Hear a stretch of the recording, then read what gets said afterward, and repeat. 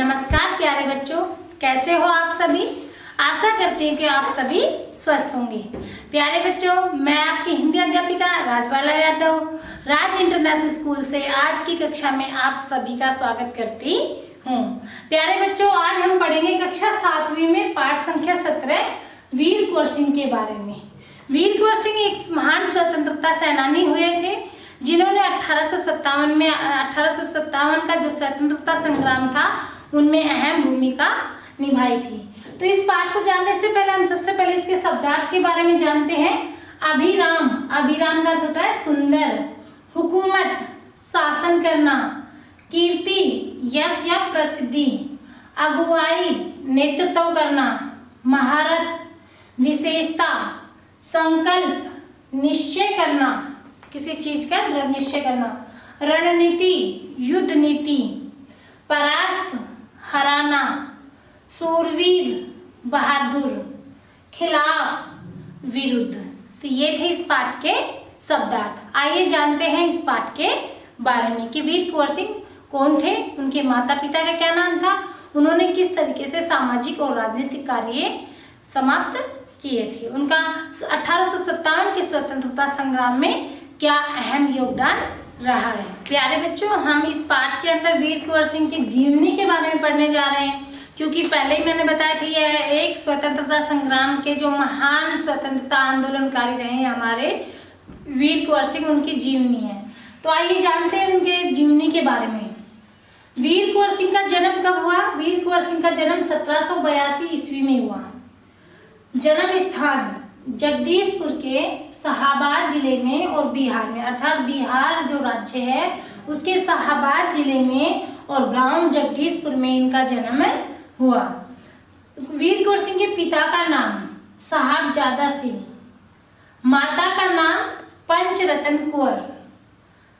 भाषा का ज्ञान, अर्थात वीर कुंवर सिंह को कितनी भाषाओं का ज्ञान था। हिंदी, फारसी, संस्कृत, 3 भाषाओं का ज्ञान था। आदर्श व्यक्ति, अर्थात वीर कुंवर सिंह के जीवन में ऐसे कौन आदर्श व्यक्ति थे जिनसे उन्होंने अपने जीवन में प्रेरणा लेकर के स्वतंत्रता आंदोलन में या अपने देश के महत्वपूर्ण योगदान दिया। बसुरिया बाबा, अर्थात उनके जीवन में बसुरिया बाबा थे जिनके आदर्शों से प्रेरणा लेकर के मोटिवेट होकर के और उन्होंने स्वतंत्रता संग्राम में भाग लिया। आखिर में इन वीर कुंवर सिंह की मृत्यु, अर्थात ये कब अमर शहीद हुए, 26 अप्रैल 1858 में ये अंतिम इस संसार से विदा ले गए। अब है इनके सामाजिक कार्य। प्यारे बच्चों, ये तो मैंने आपको बताया था कि वीर कुंवर सिंह ने राजनीतिक और सामाजिक कार्य किए। तो सबसे पहले हम वीर कुंवर सिंह के राजनीतिक कार्यों के बारे में जानेंगे।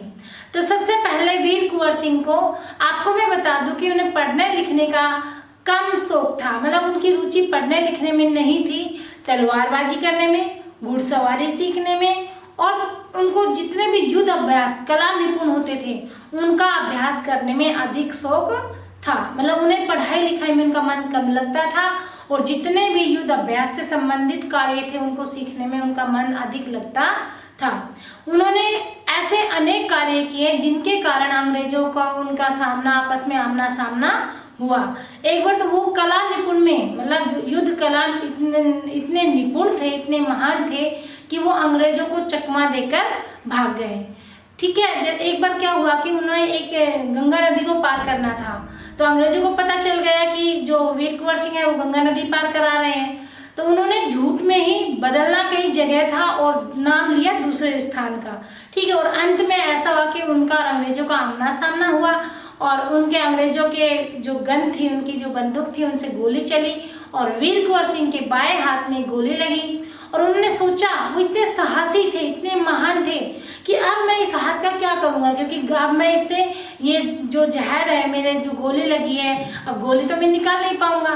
तो इसलिए उसने क्या किया, अपनी कटार निकाली और वहीं पे अपने बाएं हाथ को गंगा मैया को भेंट करते हुए वहीं पे अपना बाएं हाथ काट दिया और कहा कि हे गंगा मैया, अपने तुच्छ भेंट, अपने इस असीम बेटे की प्रेम आपके प्यारे पुत्र की असीम भेंट को आप स्वीकार कीजिए। अर्थात उसने गंगा मैया में अपना बायां हाथ काट करके प्रभावित कर दिया, बहा दिया, क्योंकि उसके पास कोई दूसरा उस समय कोई भी समाधान नहीं था। यदि वो गोली लेके घूमता रहता हाथ के अंदर तो उसके पूरे शरीर में जहर भी फैल सकता था। तो इस तरीके से उन्होंने अनेक मतलब राजनीतिक कार्य किए हैं, अंग्रेजों से सामना लिया, लोहा लिया, डटकर मुकाबला किया और अपने एक सेना का निर्माण किया और उन्होंने अपना महत्वपूर्ण जीवन का जो योगदान था वो दिया। अब उनके सामाजिक कार्य, तो उन्होंने सामाजिक कार्य कुएं खुदवाए, तालाब का निर्माण करवाया जिससे लोगों को पानी की पूर्ति बनी रहे।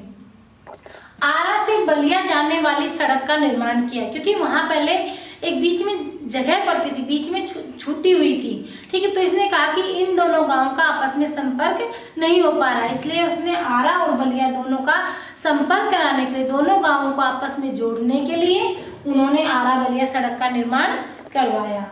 फिर पाठशाला का निर्माण, उन्होंने कहा कि जब तक हमारे लोग पढ़ेंगे लिखेंगे नहीं तब तक हमें आज़ादी और गुलामी का कोई अंतर समझ में नहीं आएगा, इसलिए लोगों का जागरूक होना अत्यंत आवश्यक है। तो इसलिए उन्होंने पाठशाला का निर्माण भी करवाया।